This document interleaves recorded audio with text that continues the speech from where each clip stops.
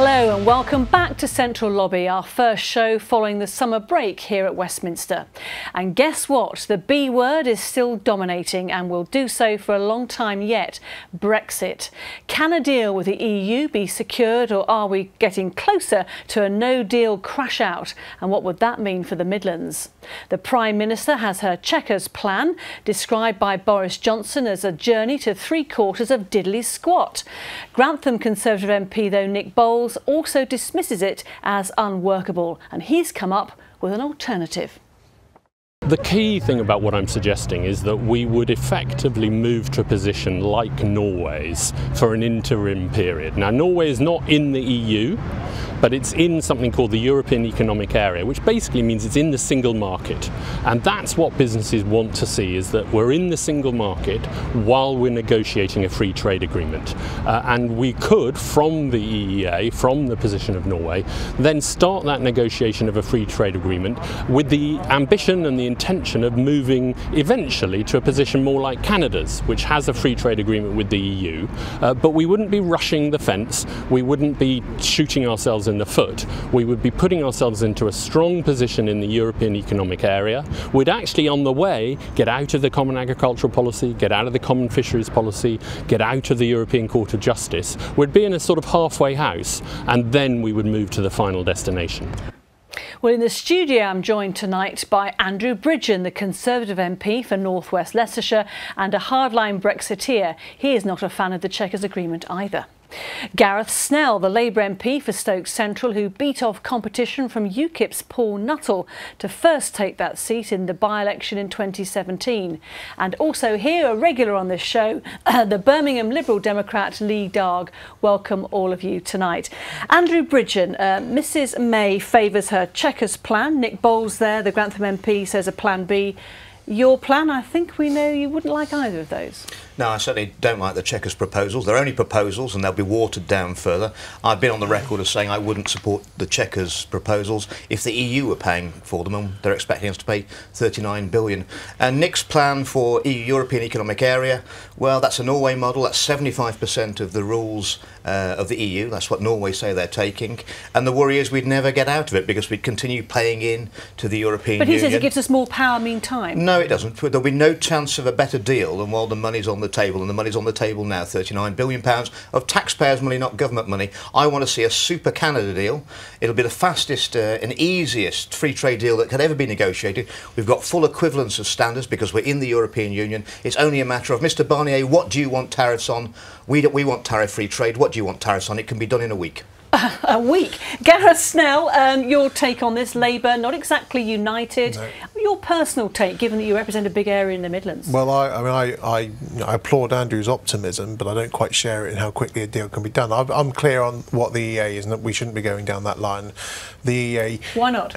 Because it basically is staying in the European Union minus the MEPs and a seat at the Commission's table. So we have all of the current things that we don't necessarily want from the EU with none of the ability to influence the decisions. What I think we need to be doing, and I've said this in the Chamber as well, the Prime Minister has spent the last summer and the last 18 months trying to bring together the two warring parts of her own party. What I think she now should be doing is saying to, no disrespect to Andrew, but Andrew's wing of the Tory party, actually there is a coalition in the House of Commons who would vote for a sensible deal if it was put on the table. She needs to reach out outside of her own party and start talking to MPs from all parties. You're suggesting that is achievable? I think that is achievable because I think there is a majority in the House of Commons that want to avoid a no-deal scenario. And that's Super Canada. Would you support Super Canada? Well, I don't know what Super Canada means because those are just two words that you've put together. Well, we put some proposals. A free trade deal along the lines of Canada, who didn't pay 39, they didn't pay anything for their free trade deal. We've got 39 billion on the table. And so I think the starting point should be the Prime Minister discussing with opposition MPs what does Chequers actually mean. So I have concerns about Chequers because of the migration framework and what that actually means for reforming and freedom of movement.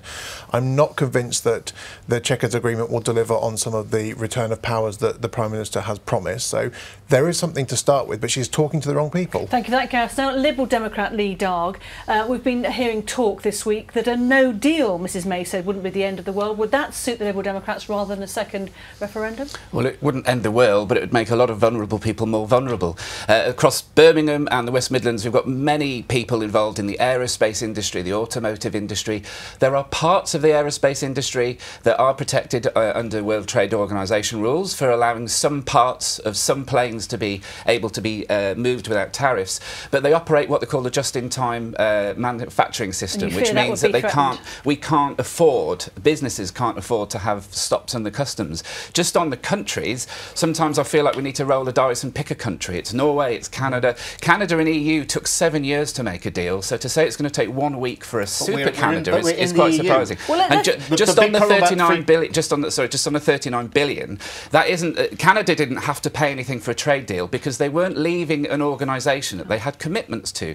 We have commitments going past when we're meant to leave the European Union, so we've got to finish paying off those commitments. That's not a. It's not a money that we have to pay to trade. The House of Lords Committee, which are not known for being Eurosceptic, they had a report and they said that we actually don't legally owe the EU any money when we leave, so it's a goodwill payment.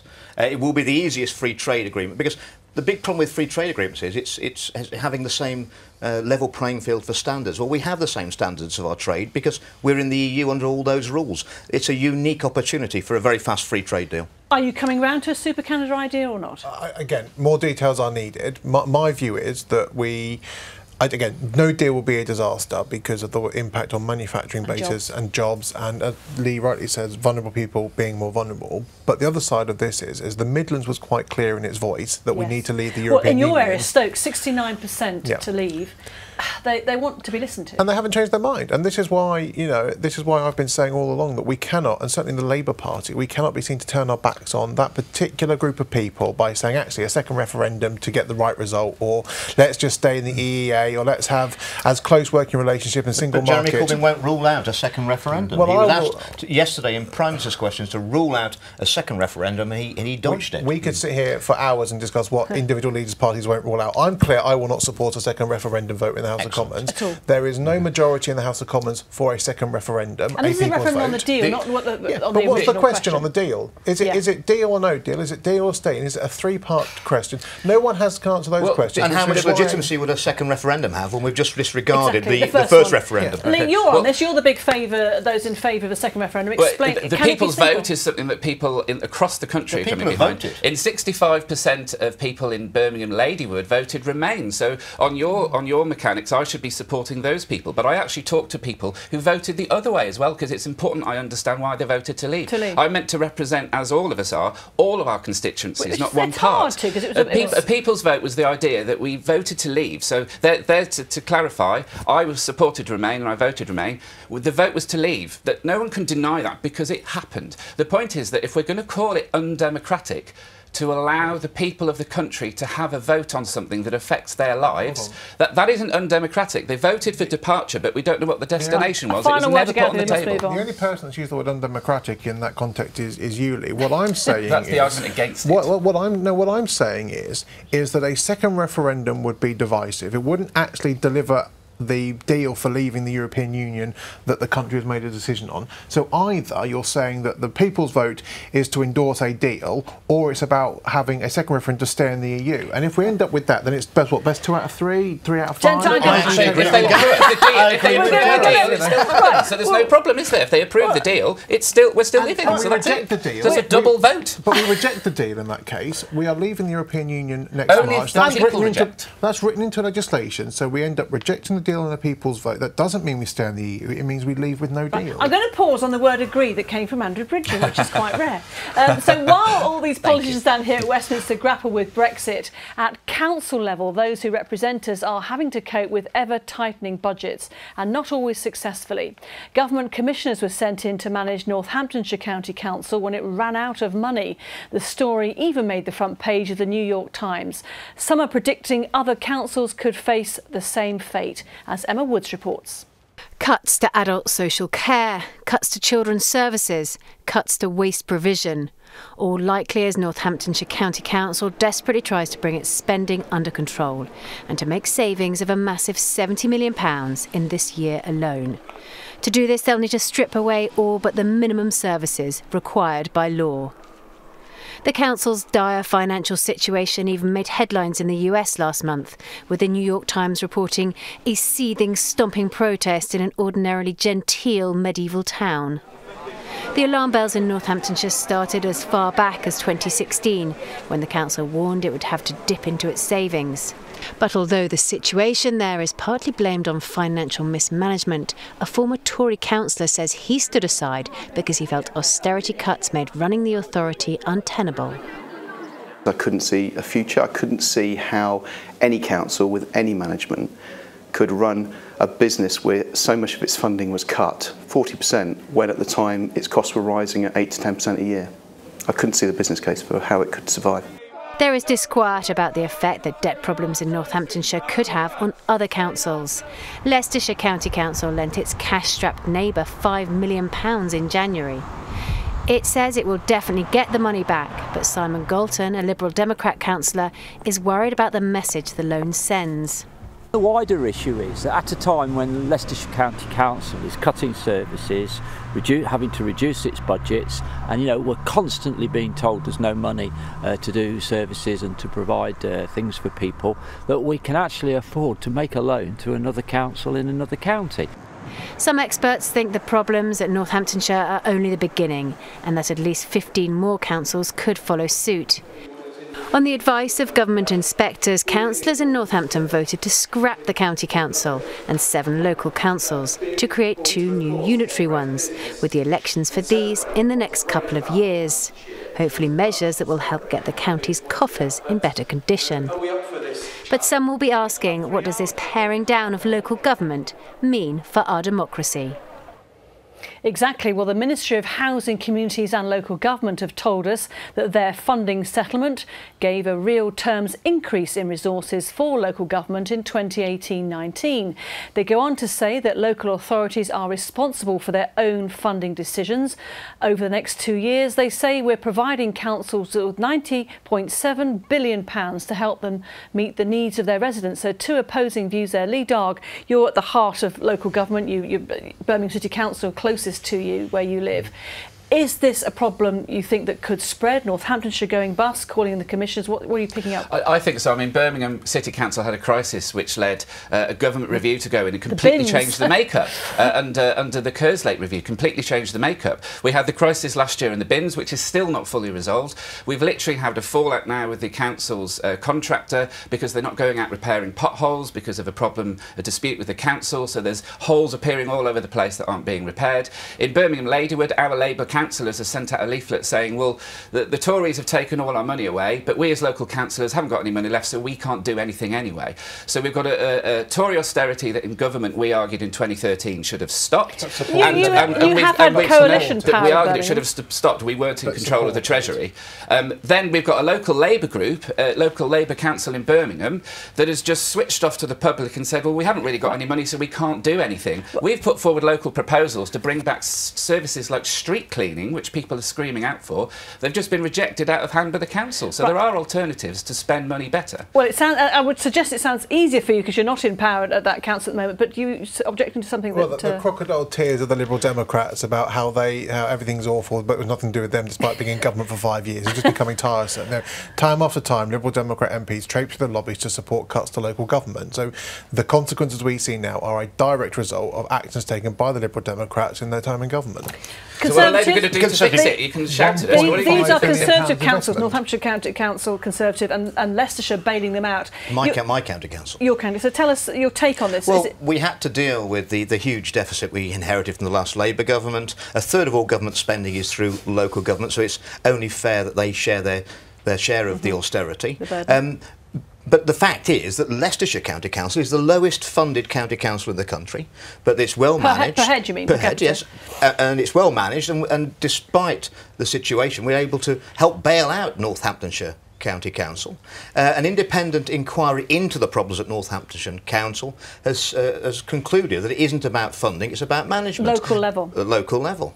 And the government are making a further 15 million available extra for Northamptonshire this year, taking their budget to £431 million this year. But Leicestershire presumably also have to take in the requirement for cuts, libraries shutting, budget changes. It's not just going over to voluntary manning of of libraries, yes, community support. So maybe better in that. So what about Stoke Council's your way? So are they reporting similar problems? I mean, Stoke Council has had budget cut after budget cut, as has Staffordshire County Council, but the real issue here is that the cost of adult social care is now massively outstripping the ability of individual local authorities to meet. There's a £9 billion pot now, £9.6 billion pot. They have to bid for it. They have to bid for it. It has to go through better care funds, and it also doesn't take. You've got the precept. And it doesn't. But again, the precept doesn't necessarily raise what is needed because it's based on the local base of your existing council. And Stoke has one of the lowest council tax bases in the country. So are you hearing any predictions of similar councils in the Staffordshire going? So there are rumours that Staffordshire County Council is having discussions about going to unitary authority. What that means for Stoke, I don't know. But what I do know from having formerly been a councillor in Newcastle is that the district councils in Staffordshire are not going to be walked over lightly because actually the individual places that they represent don't want to be lumped into a great corporate mass. Lee Dargue, one of the issues here is they're going to possibly in Northamptonshire go or want to go to smaller authorities with less accountability. It could be argued for democracy. If you have to tighten the budget strings and have fewer councillors, fewer councils, that's bad for democracy. I would agree. I mean, we've just had to have a cut of about 25-30 councillors, so there's now less representation in Birmingham. Just on adult social care, during coalition, the Conservatives and Liberal Democrats agreed to back the Dilnot review, as it was called, to try and fix the national problem, which would also help locally on adult social care. Unfortunately, Theresa May dropped that, came up with a fudge proposal that nobody in her own party supported at the last election. We're due to have a new proposal, I believe, in the autumn. We'll have to wait and see the detail, but local government has to be supported by national initiatives around social care. We're concerned, surely you must know of case studies in your own area where groups are having to fight for funding, difficult decisions are being made. You can't deny austerity has had an effect, even in Leicestershire.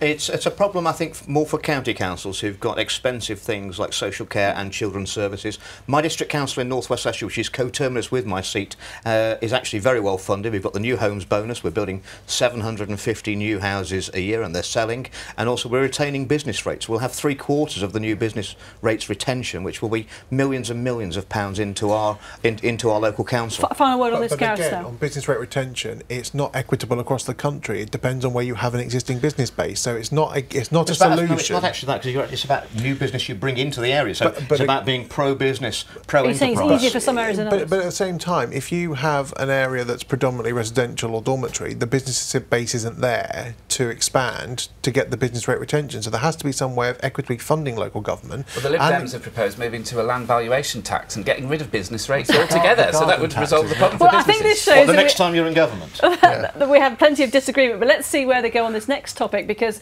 the party conference season is almost upon us.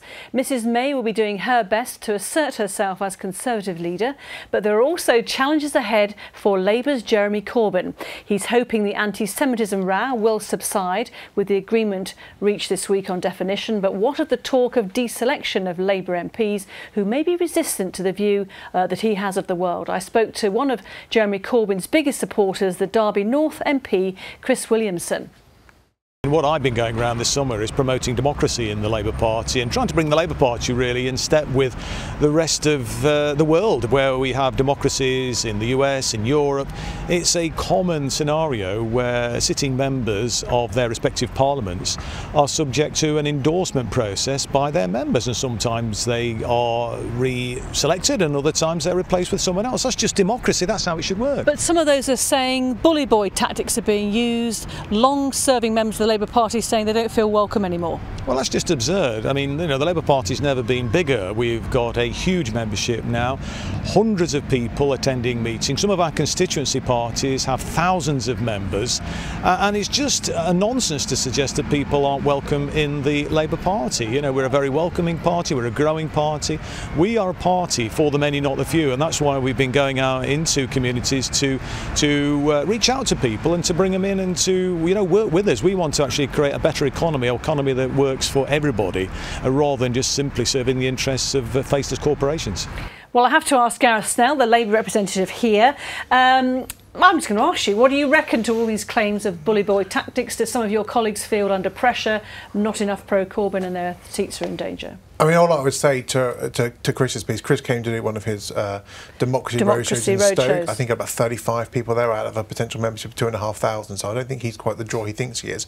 Look, I spent the summer knocking on doors in my constituency trying to get votes for the Labour Party. Chris probably should have been thinking of doing the same, given that Dargue fell out of Labour control at the last set of elections. So, but he does what he wants to do. What I would say is, though, there is clearly an atmosphere in the Labour Party at the moment of lots of tension, lots of words are being exchanged. Smeed in your own city, with the issue on anti-Semitism. My neighbour who works incredibly hard for the city only this week was trying to protect the ceramic industry. There are things that need to be resolved. The decision the NEC took to adopt IRA this week is welcome. It should have been done a long time ago. We've wasted the summer by having an internecine war that hasn't particularly helped us attack the government, but we can now take a step away from some of these problems, regroup and get ourselves battle ready for the elections in May next year. Positive talk works, Andrew. Their woes will be sorted. Well, I attended the Enough's Enough protest by Jewish people in Parliament Square some months ago. I don't have a huge Jewish population in my seat, but I was deeply moved and deeply concerned that, you know, in 2018 you've got a minority population in our country, in London, who felt so under threat by Jeremy Corbyn's Labour Party. And who has condemned anti-Semitism and racism? He has, but you should judge him by his deeds and his friends, not by necessarily what he'll say as a soundbite. Lee Dargue, you got the easy job of cutting through this. I mean, Labour woes, it's the party of opposition. Yeah, I think Gareth rightly talks actually about what should members be doing when they join the party, what can we offer them. Now, you mentioned party conference. We've got party conference coming up in a few weeks. We're off to Brighton. I remember two of our members, because our party, I would argue, in terms of conference is the most democratic, because we have all members can vote on all motions that form policy for the party. You've not got one single MP. Two members, but in coalition government, the biggest financial change made in government was a Lib Dem proposal, which was put forward after initially being refused by Cameron, to increase the income tax threshold, which all parties now support. Everybody in the country pays less tax, and millions are taken out of tax altogether. That was two members. I know you're here two members of the party. Just two members. That's what they can do. Let's just in the wrap up here on the Democrats. Labour woes. Your prediction, is Jeremy Corbyn going to be leader in a year's time? I mean, Jeremy's position as leader is not in question. What we need to do as a parliamentary party, as a national party, is find a way of making sure that we can resolve these things. And you know, it's a bit rich of Andrew to talk about minorities feeling scared. You know, the Islamophobia in the Conservative Party is as much as an issue of the anti-Semitism in the Labour Party that needs to be addressed. But responsible parties make the right decisions, and the NEC made the right decision, and that is the first step on a long journey towards fixing the problem. Right, I'm going to stop it there, guys. Thank you very much for some very lively debate on all of that. Certainly the party conference season is going to be very lively. We'll have our cameras there. We're back in 1 month's time. Thank you for watching, and thank you to my guests tonight.